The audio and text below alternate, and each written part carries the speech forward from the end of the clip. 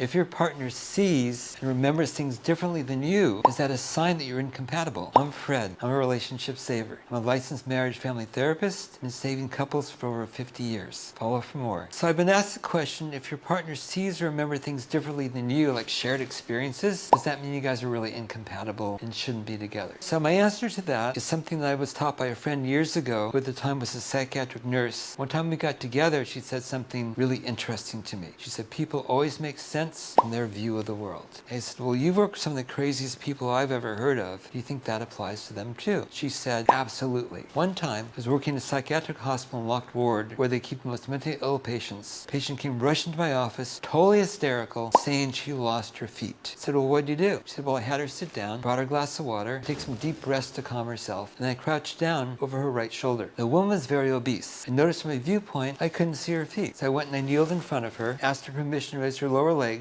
and as I did, she said, oh my God, you found my feet. I'll owe you forever. And I said, before you go, if you ever again begin to lose your feet, sit down, raise up your lower legs, and your feet will always be there. What she understood from that view of the world, that what she didn't see, didn't exist. Most people in a relationship do the opposite. They think, well, if I was in their place, I wouldn't have said that, I wouldn't have done that, I wouldn't have felt that, all of which may be true, but not useful. You always have two unique individuals with different views about most things, even about shared experiences. The way to find out another person's viewpoint is to ask neutral questions. Questions that don't bias the answers with your words or your voice tone. Examples of neutral questions are, what are your thoughts about that? What's your experience of that? What's that like for you? The hard part of doing this is even when they say things you totally disagree with, what you want to do instead is you want to do a positive acknowledgement. Positive acknowledgements are, thank you for telling me that, thank you for sharing that, thank you for letting me know. It makes that partner feel safe to tell you their truth. So follow me for more and click the link in my bio to get a free discovery call with me.